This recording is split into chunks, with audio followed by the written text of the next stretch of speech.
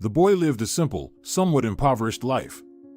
His childhood was filled with difficulties. His father left almost immediately after his son's birth, so the woman had to raise her child practically alone, combining parental duties with work at the meatpacking plant. His mother always told him that he was special, but he never understood why, what made him different from other children. Therefore, Beto got used to thinking that his specialness was his lack of intelligence.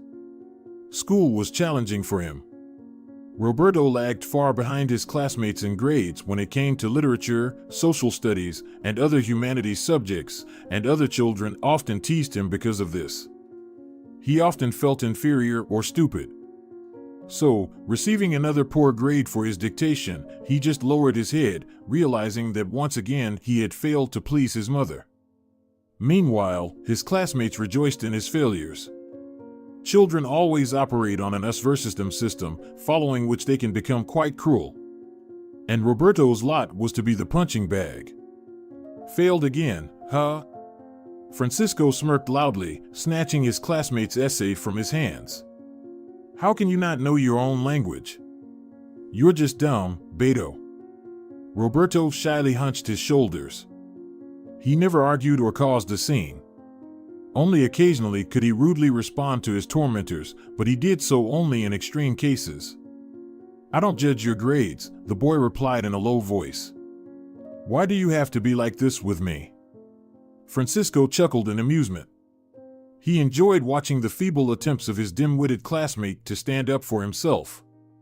He was just a child and didn't understand why bullying others was wrong. The truth about bullies only dawns on them many years after growing up, if ever. But there were also children who subconsciously felt that all this was wrong. The boy from the third row belonged to this type. Hey, Pancho, leave him alone, Alejandro suddenly interjected into the conversation, wrinkling his nose. He's just sitting there, not bothering anyone. So what if he failed? What's it to you? You have some fixation on other people's mistakes. Francisco snorted discontentedly. He didn't like arguing with Sandro. With contempt, the bully considered him a pathetic nerd who, during verbal disputes, appealed to words whose meanings Pancho often didn't know. The troublemaker didn't want the class's attention to shift from the failure Beto to the small vocabulary of Alejandro. Beat up Alejandro after school, don't beat him up, he'll still stick to his line. Maybe the nerd inherited such an unbending character from his father, who was once a soldier and now was a disabled person.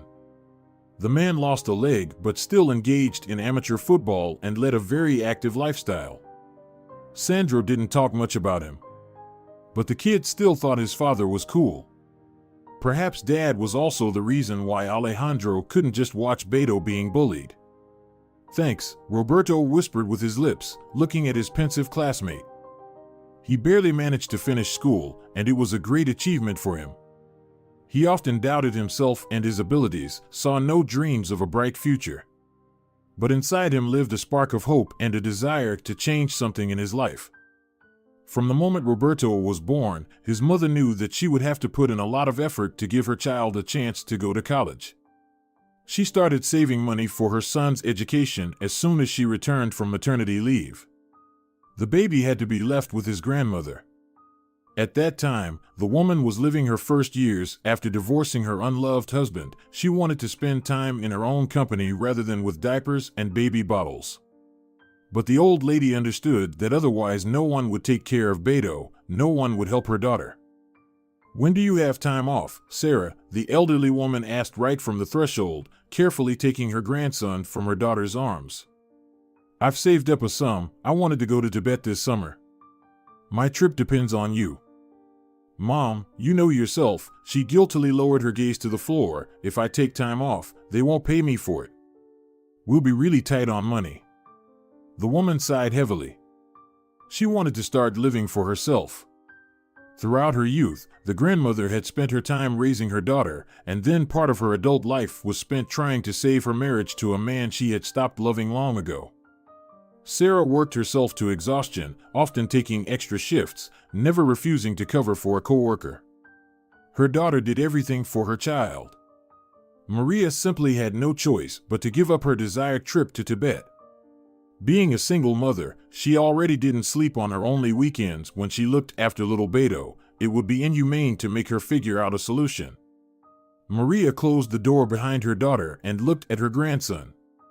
He reached out his little pink hands to her and smiled at her with a toothless mouth. "Well, little one," the grandmother said with a hint of sadness, affectionately looking at the child, "I guess I'll have to stay home for now." Although the mother had to closely monitor every penny in her wallet, she did everything possible to provide her son with an education. She tried to cut expenses to a minimum, giving up luxurious purchases and entertainment, preferring to invest in her child's future. When it came time to choose a profession, her son decided to follow his passion for cars. He had always been fascinated by technology, and it was clear to him that he wanted to pursue a career in automobiles. His mother couldn't secure him a spot in some prestigious field, but Roberto didn't need that. He clearly told his mother that he wanted to be an auto mechanic. Her son, who had previously struggled in school and didn't always feel confident in a typical school environment, discovered new abilities and talents in himself when he began college. Working with machinery and cars seemed extremely exciting to him. Moreover, the hands-on experience in practical classes gave him more satisfaction than endless hours of memorization. And when it came to written work, Roberto always excelled in exact sciences. For his mother, it was a true relief. She had always worried about her son's future, seeing how difficult schooling was for him. However, witnessing her son thrive in a new environment filled her with joy and pride. Her son had found his calling, giving her confidence that he would find his place in life and succeed in his chosen profession. Sarah finally felt like she had done everything right. And Maria shared in her happiness. After so many years, she had finally broken free from the apartment that had become a prison to her. The woman continued to explore the amazing world that had been inaccessible to her for so long. It all started with Tibet. Then came India, Turkey, Bangladesh. She even managed to find remote work. Years of teaching mathematics hadn't gone to waste, and during her travels, she still found time to give children online lessons. In a way, the grandmother became more progressive than her daughter. Amidst work and travels, Maria never forgot to keep in touch with her family. And each call brought her nothing but pure joy. She knew that both Sarah and Roberto were doing just fine without her. Only some difficulties Roberto faced in communicating with peers brought a slight touch of sadness to the elderly lady's busy days. The young man stood out from his classmates not only in his ability to work with machines, but also in his manner of communication. His kindness, calmness, and willingness to help others caught the attention of teachers, who valued him as an excellent student and a good person. However, not all of his peers were understanding. Roberto was still a stranger to them. Naivety, simple-mindedness, poor speech, and a lack of interest in trends made it difficult for him to communicate with young people. Despite his interesting field of study, Beto still couldn't say he felt completely happy. Loneliness still overwhelmed him at times. But soon Alonso appeared. He studied in a different faculty. Getting into the same field as Alonso seemed impossible for people from simple families. Only the best applicants were admitted there. Roberto met him by chance. Roberto was heading to class when he suddenly saw a parked car on the side of the road. The hood was up, and an unfamiliar young man was looking underneath it with bewilderment. Beto couldn't just pass by the opportunity to try fixing a real car, not just the models in classrooms. "Hey!" the big-hearted fellow timidly greeted, fiddling his fingers out of awkwardness. "Hey! Listen, are you from around here? Do you know where the nearest service station is?" The troubled guy started right away. "My phone died. I can't even call for a tow truck. I have no idea what to do." Roberto approached the car step by step. The stranger raised an eyebrow, realizing that answers weren't going to come quickly. "Hey, buddy. What are you doing?" "Auto mechanic. Second year." Buddy," Roberto turned to the car owner and smiled, "I live far from here. I don't know where the service station is. Can I take a look?" "You're just a second-year student. What will you find there?" Well, I still don't know where the service station is. I can only take a look. Roberto, without waiting for permission, leaned against the car and started peering inside. Why did you stop? The guy rubbed his neck. He immediately understood that this mechanic was strange, so he decided not to stop him. In a way, he was right. Not knowing where the service station was, he couldn't help the hapless driver with anything else. Well, the car was jerking a lot. The RPM was jumping. I couldn't get up to speed properly. He approached the guy, whom he had seen many times in the university corridors. Then I stopped to check. Maybe there was a problem with the tires. I don't know. I only know how to drive a car, okay? And then I couldn't start the engine at all. Roberto glanced into the depths of the engine for a couple of seconds. When the car owner finished speaking, he raised his head and pointed to a particular part. The fuel pump.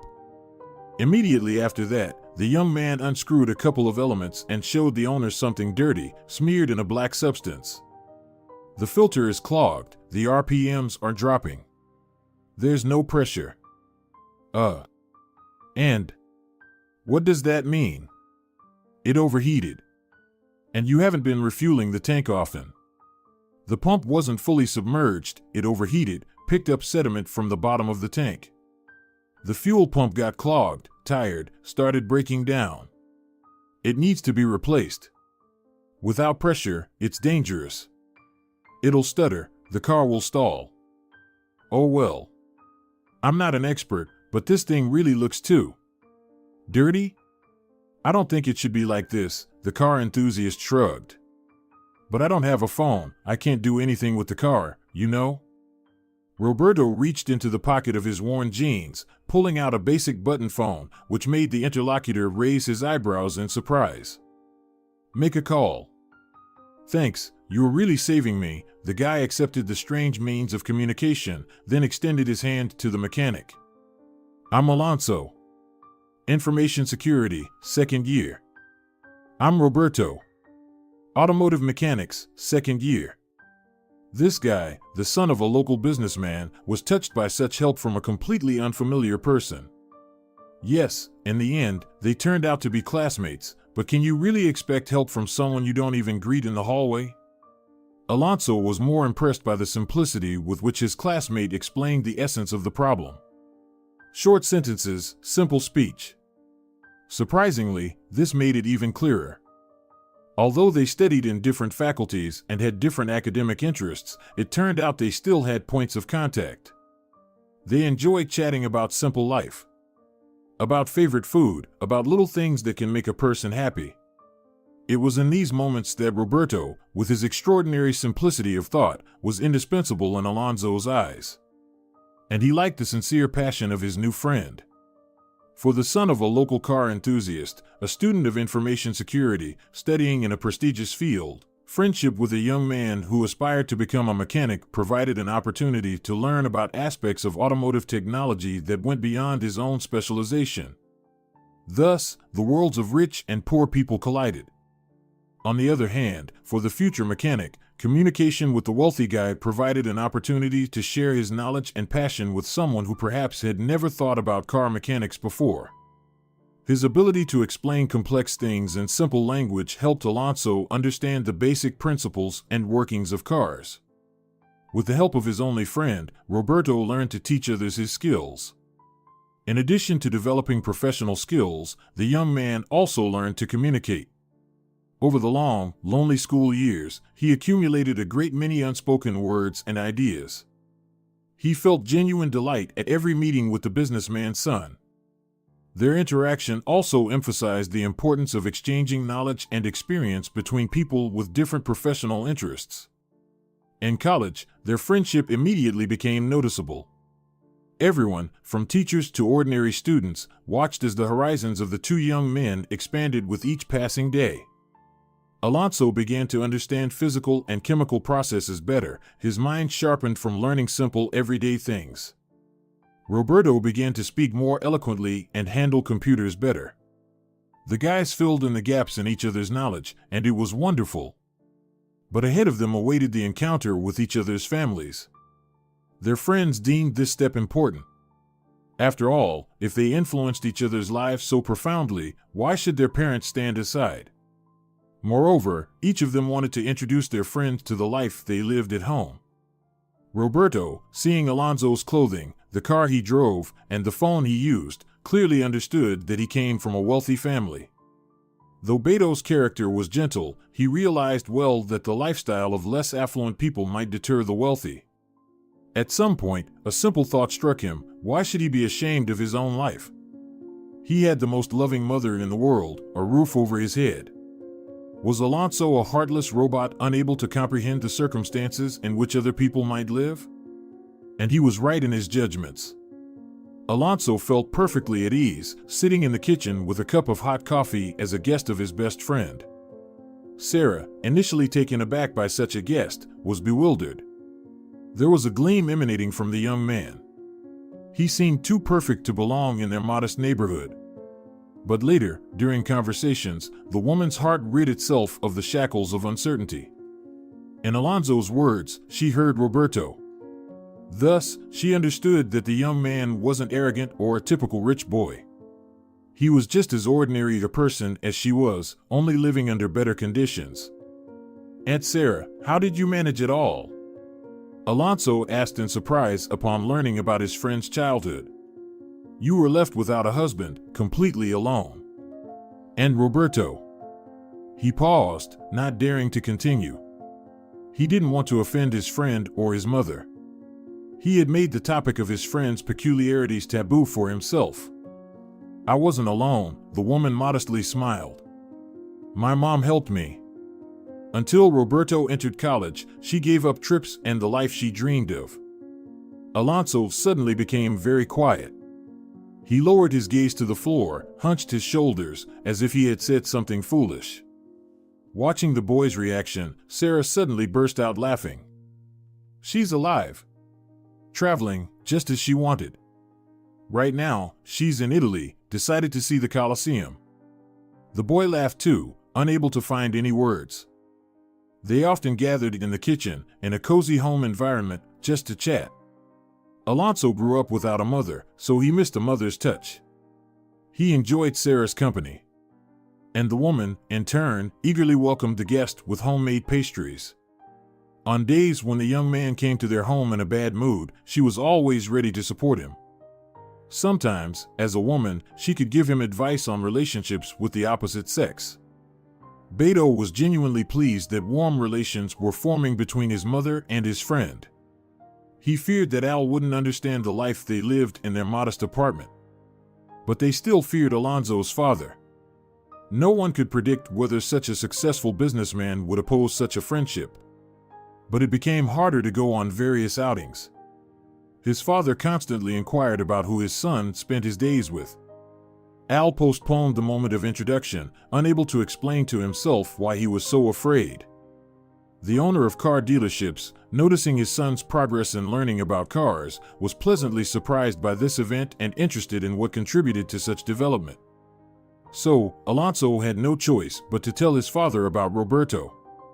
First, he mentioned that Beto was studying to be an auto mechanic. Then, he recounted to the businessman the circumstances under which they had met the kind-hearted fellow. However, he decided to keep quiet about their financial status and peculiarities. Senor Cabrera said he wanted to meet this mysterious young man, at which Alonso sighed heavily and nodded. The invitation for the future mechanic to a men's gathering at the businessman's car dealership was an honor and a unique opportunity for Roberto to enter a world he had previously only seen from the outside. For the businessman, it was a chance to bond with his son. Lately, they hadn't been getting along. Due to Alonso's lack of talent in auto mechanics and other attributes expected of a car dealership owner, there simply hadn't been any common ground between father and son. So, with the help of a secret friend, Senor Cabrera decided to delve a little deeper into his child's life. Arriving at the car dealership, the young men, surrounded by luxurious cars and an atmosphere of elegance, felt a bit out of place. This meeting became an opportunity for all participants to learn something new. "Dad, this is Roberto," he gently pushed his friend forward, "my friend I told you about." Beto awkwardly nodded and extended his broad, calloused hand towards the businessman. The man looked appraisingly at the sturdy lad, expecting something different from his son's friend, Senor Cabrera. Nice to meet you. Likewise, senor. They shook hands, and silence hung between them. Beto, being an unassuming person not burdened by shyness, immediately began looking around. He gazed at one car, then another. A childlike spark of excitement shone in his eyes. Senor, may I take a look? He stared expectantly at Alonso's father, thoroughly. From all sides. Under the hood, too. The man chuckled. The young man wasn't timid, and judging by his firm handshake, he indeed spent a lot of time with cars. He made an inviting gesture with his hand and nodded silently, granting the guest permission to start his inspection. The time spent at the car dealership was a true stroke of luck for the future mechanic, an opportunity to get closer to cars he had only seen from afar or in pictures before. The permission to look under the hood of any car in the dealership was like an invitation into a world he had always dreamed of. He looked at each car with curiosity and enthusiasm, unabashedly exploring every corner. To see all the details and mechanisms, he didn't hesitate to lie down on the floor, peering under the chassis. Each car became a coveted object of study for him, an opportunity to deepen his knowledge of elite car brands. It was a unique chance for him not only to examine cars from the inside, but also to feel like a part of this world. The joy and excitement he felt couldn't be hidden. His eyes sparkled, and each new detail under the hood elicited surprise and admiration from him. Well, Roberto, Senor Cabrera interrupted the exploration that the young man had unfolded in a matter of minutes. You are examining everything so avidly, reaching out to everything within reach. Do you have anything to say about my beauties? The enthusiasm and knowledge of the young man impressed the businessman. He attentively listened to the kind-hearted youth's stories about each model, paying attention to details that usually escaped the notice of ordinary car showroom visitors. The young man shared his observations and impressions of the technical characteristics of each car, describing its construction, engine, safety systems, and other important aspects in detail. The businessman was pleasantly surprised by the depth of knowledge and passion with which the young man spoke about cars. His stories proved to be useful and interesting even to those who had worked in the automotive business all their lives. This confirmed that the passion for cars and their technical characteristics was something innate for the young man. The precision and confidence with which Roberto described his impressions of the cars impressed everyone present. He not only detailed the technical specifications and features of each model, but also predicted their behavior on the road, considering numerous factors influencing the driving qualities of the car. And he didn't even need to get behind the wheel or take a test drive for this. His knowledge and experience allowed him to provide recommendations for car care, substantiating them with practical examples and advice. The businessman and his son listened carefully to every word from the kind-hearted youth. They saw in him a potential specialist capable of offering a new perspective on the automotive business and attracting clients with his professionalism and passion for cars. Listen, Alonso, your friend's speech is indeed understandable, the man said, giving the youth a pat on the sturdy shoulder. Son, maybe you're looking for a part-time job? I like the way you reason. Very straightforward, without any embellishments. Your speech is a bit rough at times, but you're still a smart lad. Would you like to be a consultant part-time? The businessman's decision was unexpected but at the same time logical. He understood that a specialist capable of explaining the technical aspects of cars so clearly and understandably could significantly improve the quality of service in his showrooms. Such a consultant could attract new clients and strengthen the company's image as a place where every client receives competent and clear answers to their questions. Of course, Roberto agreed. There was no other option here. Alonso looked at his friend with a certain pride. The danger was behind. His father accepted this friendship. With each passing day, their friendship grew stronger. They often went on men's trips to car races or simply to nature, where they discussed the latest news in the world of cars and shared their experiences with each other. Alonso talked about the development of the IT industry, while Roberto and Senor Cabrera immersed themselves in the world of cars. But after spending a lot of time in Beto's company, now Al could understand what his close ones were talking about and even participate in their conversation. For Beto, the role of a consultant was not just a job, it was his passion. He put his heart and soul into his work, striving to be at the top and help clients make the right choice. His enthusiasm infected everyone around him, and to some extent, he became an invaluable asset to the business. For the businessman and his son, the kind-hearted Roberto was not only an expert in his field, but also a sincere friend. They trusted him, valued his opinion, and could always count on his support. Together, they overcame many difficulties and succeeded in creating a successful and thriving business. At the next family celebration, the young men introduced their parents to each other. Of course, the adults developed a sympathy for each other, but not the kind one might expect. The families began to treat each other warmly, but no more. Senor Cabrera occasionally provided some financial support to the lonely woman, but Sarah often refused it, stating that she preferred to earn a living on her own. Several years passed like this. The young man had already graduated from college. Alonso had landed a job at one of the country's leading IT companies. And Roberto continued to work at Senor Cabrera's car dealership, now as a senior manager. In Alonso's life as an IT specialist, there was a new object of admiration, a female accountant from the company where he worked. Her name was Carolina, and Alonso was simply smitten with her. Their friendship hadn't diminished one bit. The men still enjoyed spending time together, Aunt Sarah still greeted them with a tray of hot pastries, and Senor Cabrera still enjoyed getting out with his boys, as he liked to call them, somewhere. And now, in Alonso's garage, the young men were trying to figure out his car. As it had been from the very beginning of their shared history, without Roberto, the businessman's son couldn't handle breakdowns. And together, it was more fun, faster, and easier. During their work, they encountered an unexpected difficulty. One of the clutch parts needed urgent replacement.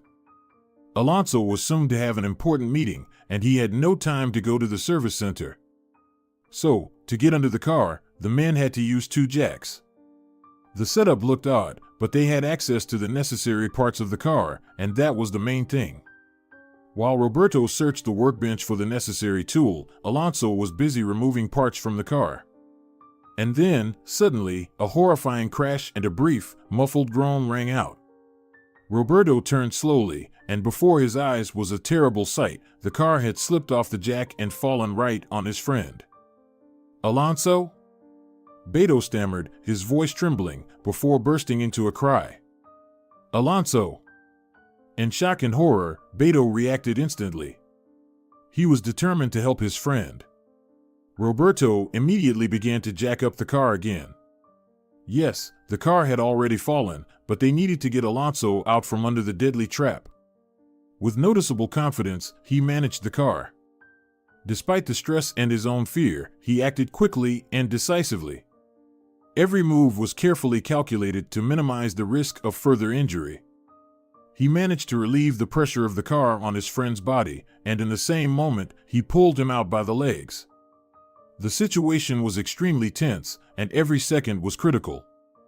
Beto, showing exceptional determination and willpower, did everything possible to take care of the injured. Once he managed to free his friend's body, Beto immediately began to administer first aid, trying to ensure the injured man's stable condition until the ambulance arrived. Upon examination, he noticed that Alonso was barely breathing. His breath was wheezy and weak, and there was a serious wound on his head, from which blood flowed in a thin stream. Roberto seated his friend's unconscious body so he wouldn't slip, then quickly loosened his tie and unbuttoned his shirt. After that, he ran to the kitchen, grabbing his phone from the workbench on the way. As he ran, his hand automatically dialed the emergency number. 911, what's your emergency? The car fell. My friend is lying, Roberto muttered tearfully. He's breathing badly, bleeding from his head. He hasn't woken up. What? I don't quite understand. The woman held a brief pause, gathering her thoughts. A car fell on your friend. He's unconscious. And he's having trouble breathing, right? Yes. The jack slipped, the car fell. The woman quickly noted down the address Roberto gave her, then informed him of the approximate time until the ambulance arrived. From the kitchen, he grabbed 2 bags of ice, which he hurriedly carried back to the garage. Beto was racked with guilt and helplessness, feeling he could have done more to prevent this tragedy. His heart was filled with sorrow and fear for his friend's life. He couldn't hold back his tears, realizing that his decisions and actions could have influenced the outcome of events. At the same time, he continued to administer first aid, trying to help his friend hold on until the doctors arrived. He applied the ice packs to his head and, with particular care, to the area on his chest that looked unnaturally pale. Each of his actions was aimed at saving his friend's life and easing their suffering. In difficult moments, such strong emotions can overpower even the most resilient people, but his inner strength and compassion allowed him to act correctly in this critical situation. His mind was overwhelmed with anxiety, fear, and horror, but his hands moved on their own. While he waited for the doctors, Beto called his mother, feeling that she should also know what had happened. And so he wanted to reassure himself, first and foremost. This phone call was a way for the kind-hearted person to support himself in this difficult moment. His mother had been his rock and his friend's support in many tough times, and he knew he could count on her support and understanding in any situation. The woman, though experiencing her own not-so-great feelings, was extremely cautious during the conversation. Her main task was to calm her son, the only person who could make a difference right now, especially in Alonzo's life. She distracted him from the victim's unnatural wheezing, allowing him to assist his friend with a clear head. Soon, the doctors arrived. They checked the man's pulse, examined his head and chest, and then immediately instructed Roberto to help them load him into the car. The kind-hearted man held the stretcher firmly, fearing to accidentally drop it. Though he remained silent, tears continued to flow from his eyes. On the way to the hospital, Roberto remembered Senor Cabrera. He called him, briefly explained the situation, and gave the address of the hospital they were being taken to. Just a second before the call ended, the kind-hearted man heard a loud phrase. "To hell with the meeting, everyone go home. I need to be with my son." At the hospital, the young men were met by Sarah. She had no idea which hospital the boys might be taken to, but she remembered Alonzo's address and simply tried to guess. Tears barely held back, she looked at the condition the man was in. He had paled completely, his skin in places had taken on a bluish hue, and the wound on his head did not bode well. She immediately embraced her son, who never let go of his friend's hand for a moment. Despite her own emotional difficulties, he found the strength to be there for his friend, to give him a sense of support even now, when he was in a deep sleep. At that moment, the kind-hearted man showed not only his strength and determination, but also a deep devotion to his friend, a willingness to go through fire and water with him. "Sir, you cannot accompany us to the operating room," the nurse, fearing the upset, large man in distress, tried to speak to him gently. "Please wait here. The doctor will inform you about the patient's condition." Roberto, still staring at Alonzo's pale face for a few more seconds, finally found the strength to release his grip. The stretcher disappeared behind the heavy doors of the operating room, and he had nothing left to do but wait. At that moment, the door to the department swung open with force. Like a hurricane, a worried businessman appeared in the corridor. His condition wasn't enviable either. From anxiety, he turned gray, and his gaze was full of madness and fear. Where's my boy?" "Ernesto, he's in the operating room," Sarah said quietly, her voice choked with a lump in her throat. "We have to wait, there's nothing else we can do." "What do you mean, nothing else?" The usually calm businessman now seemed like a completely different person, constantly breaking into cries, "And no one told me what's happening to him?" Sarah just shook her head negatively. Immediately after that, a large tear ran down the woman's dry cheek. She hugged her son by the shoulder, and the thought of what he might be feeling right now made her doubly painful. The moment when the surgeon emerged from the operating room was filled with tension and anticipation of results. The eyes of the woman and the man met with the tired but confident eyes of the doctor. He probably knew that he had done something important immediately for all present. "Did you call the ambulance?" A clearly elderly man asked Roberto. "Thank you. Thanks to you, we had someone to save. If you hadn't held ice to his chest, he would have suffocated. And if you hadn't thought to lay him down, the bleeding would have finished him off. And it's good that you sat him down. I don't want to scare you, but in a lying position. Well, in a lying position, he would have just drowned in his blood." After that, the doctor peeled off his glove and extended his hand to the man for a handshake. Beto rose from his seat and stared at the outstretched palm, unsure of what to do. But a gentle touch from his mother on his back suggested what he should do. And Roberto extended his broad hand to the doctor, looking at him confidently and gratefully in the eyes. The moment when the surgeon shook hands with the kind-hearted man was symbolic.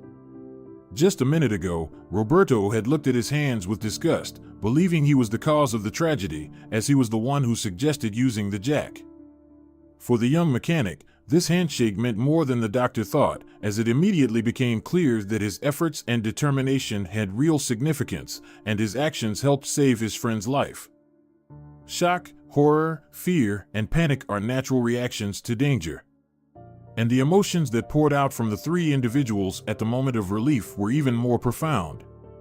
For the mother, it was a moment of immense relief and gratitude for Alonzo's life being saved, who had become like a second son to her. For the businessman, it was a peak of joy and at the same time a deep acknowledgement of the human courage displayed by the seemingly soft-spoken and unhurried Roberto at the right moment. The man flew to Beto and enveloped him in a tight embrace. "Thank you, thank you, thank you," he repeated, as if in a delirium. "I knew you were a good person, son. I knew it. Sarah, oh, Sarah, you raised a hero. Be proud of him. Be proud of him for the rest of your life. Holy Mary, thank you for our boy being alive. Thank you for my boy being there." For the young mechanic who took responsibility for saving his friend, these emotions might have been incomprehensible. In his understanding, helping a friend in a critical situation was a necessity, not something to be endlessly grateful for or praised. He simply did what seemed right at the moment of danger, without considering possible consequences for himself. He just feared losing his friend. This modesty can even be a characteristic trait of a person. Someone accustomed to doing good deeds without expecting praise or gratitude often feels discomfort when faced with such vivid appreciation. Roberto was rightly called special. His kindness was boundless. What his heart was capable of was peculiar to him, and him alone. Nevertheless, it's important to remember that even if the car mechanic doesn't accept thanks, his kindness and willingness to help others remain great qualities to be cherished. "Doctor, wait." Sarah suddenly remembered, "So what about Alonzo? What happens next? Your son was lucky to be a fan of family cars. Unlike praised sports cars, your son's car suspension was high enough not to crush him on the spot. He got away with a decent concussion but a couple of complex rib fractures. The doctor pulled a handkerchief from his coat pocket and wiped his wrinkled forehead. Ahead of him lies a long period of recovery. Now it will all depend on his body's capabilities. He's a strong lad, so I dare say, looking ahead, Alonzo awaits a long and happy life. Of course, after discharge." During the fall, the car miraculously avoided crushing Alonzo's head. He was fortunate to land in a spot where there was a spacious depression. The car landed on its wheels, and their height was just enough to spare the man's life. But, of course, it wasn't all rosy. The impact was still strong enough to break several ribs. Indeed, it was the suspension that saved him. 2 weeks later, Alonzo was allowed visitors. In the hospital room, he lay in a stiff corset, as any movement could seriously harm him. He weakly smiled at the sight of his loved ones. The concussion still heavily affected him, as did the excruciating pain in his chest. But he didn't complain.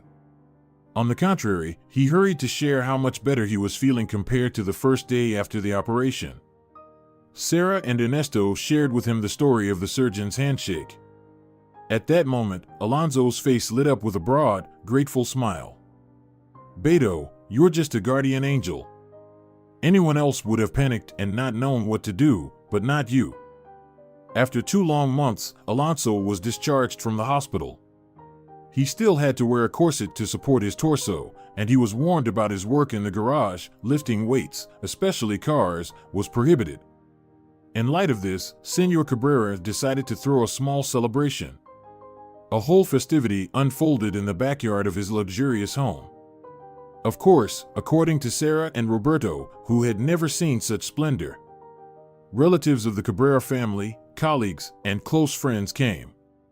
Ernesto was having the most fun. He laughed a lot, drank, and even danced. Apparently, the moment when he was close to losing his only son had a strong impact on him, and he decided to rid himself of the image of a stern father. At one point, he approached Roberto on unsteady legs. "Son, you're our hero.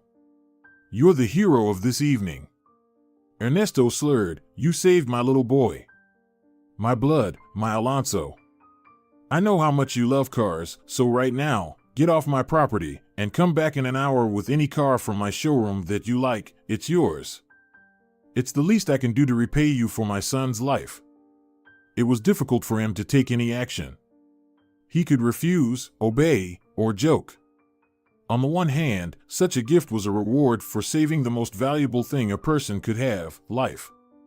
On the other hand, such a generous gesture seemed inappropriate to him. He still didn't understand why everyone around was so concerned about saving Alonso. Roberto still sincerely believed that he just did what he was supposed to do in such a dangerous situation. Nevertheless, he decided to go to the same car dealership where he worked. It wasn't the closest to the mansion or the most luxurious, but Roberto knew exactly what cars were in stock. As he was on his way, Beto already knew which car he would take from there. At the dealership, he was greeted by not very friendly colleagues. They had always been like that in his presence. He never thought about the reasons. He just thought they were gloomy and uncommunicative. This happened with many people who didn't like their job or were dissatisfied with something in life. The man quietly walked around the showroom and chose a modest family hatchback for himself. He decided that selecting an expensive model would be too brazen of him. Besides, the model he chose specifically was easy to maintain and had low fuel consumption. When the kind-hearted man announced the purpose of his visit on a day off to the other employees, they laughed. "Have you lost your mind already?" Carmen asked mockingly, "A free car? Seriously? I'll call Senor." "Well, I'll call him then, you can bet on it." The woman forgot what a self-satisfied smirk felt like as the gruff and heavily irritated voice of the boss came through the receiver, confirming Roberto's words. He really was given the right to take absolutely any car straight from the showroom. All present exchanged glances, their eyes expressing the strongest indignation only humans are capable of. Among colleagues, discontent suddenly flared up regarding the privileges enjoyed by the car mechanic. Some speculated that his successes were a result of flattery and personal connections rather than diligence and professionalism. The outrage grew even more when one of the colleagues, a young woman named Eleonora, decided to voice her opinion. "So, you happily and carelessly run after the boss's son, and you get a car for that? I've been circling around him for 3 years, getting up at 5 in the morning to do the best makeup, the best hairstyle, pick the best outfit." Nora didn't stop, stepping towards the perplexed Hulk. "I courted this worm for 3 years, and in the end, got nothing? I could endure when you suddenly got one promotion after another, could endure your appointment as senior manager, a raise in your salary. But a free car, that's too much for an intellectually challenged beggar like you." "She's right. Since when did you become better than us?" Jasper stepped forward. "You can't even string 2 words together. You don't even have education in trade and marketing. You're supposed to work in the auto shop, and now, in the end, you get everything, and we get nothing." The conflict escalated. Employees felt unfairly deprived or undervalued. Roberto felt it necessary to find ways to resolve the scandal and establish dialogue among the employees in a calm manner. "I sell well. I know cars. They trust me." The kind-hearted man defended himself with noticeable agitation in his voice. "They told me to take the car. I came to take it. It's not my fault. Maybe you'll take our salaries too? Get out of here while you're still in one piece. The boss will sober up and forget about his gift. Go.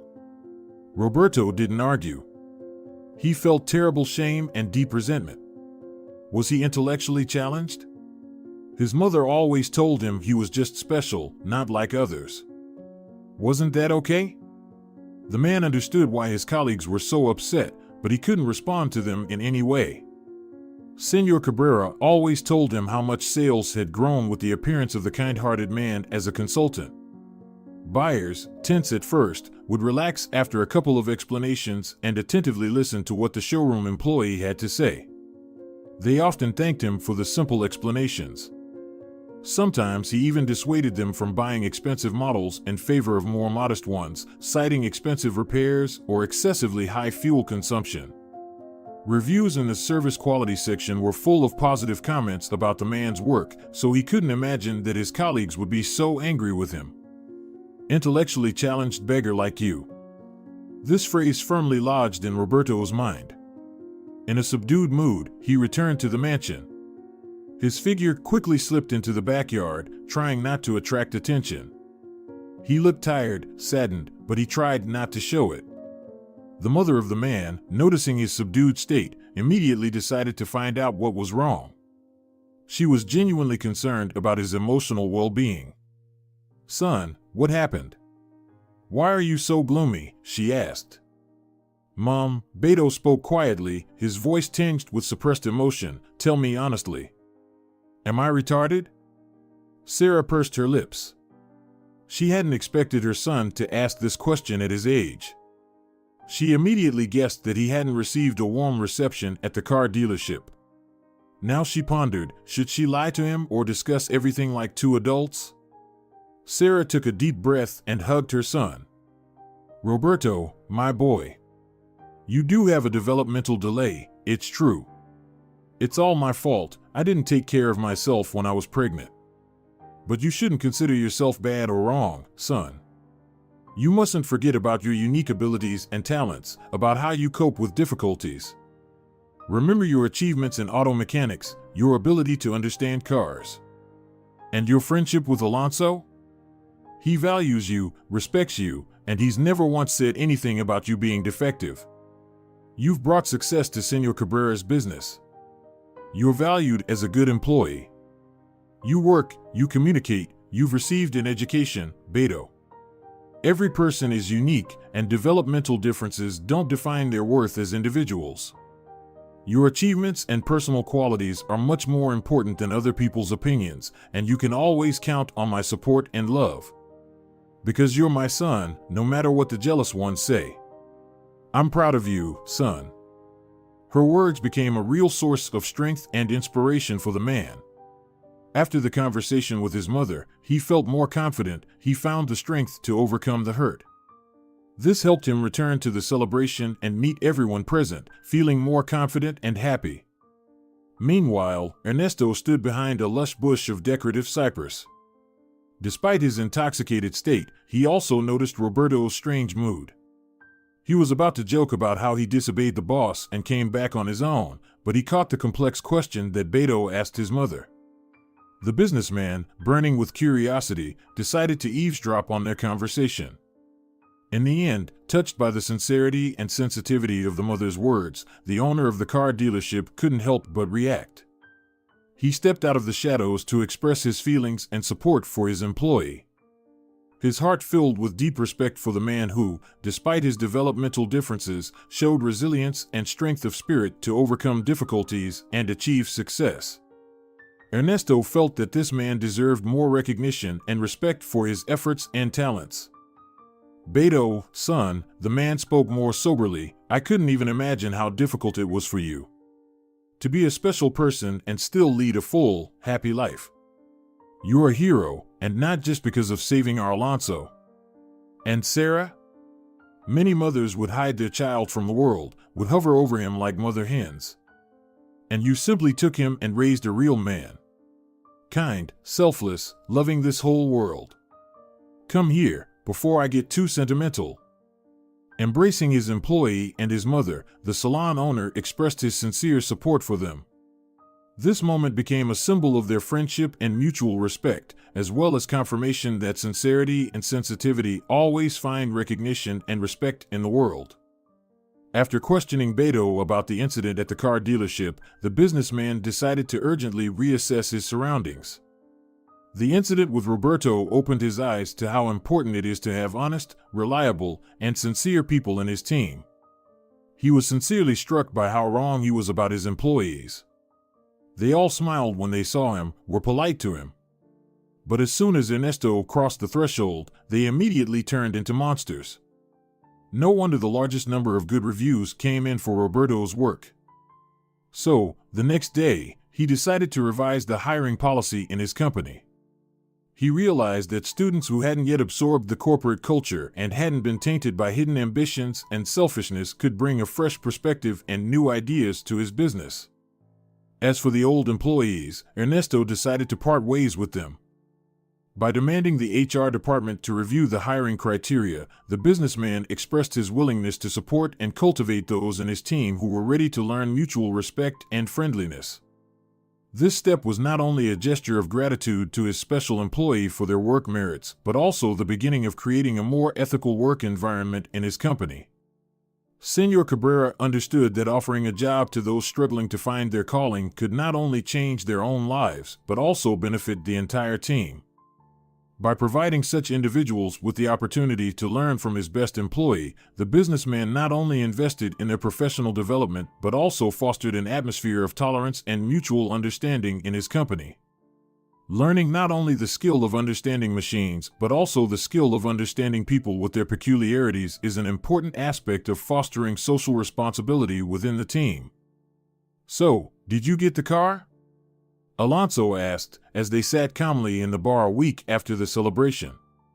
The man remained silent, only nodding satisfactorily in response to the question.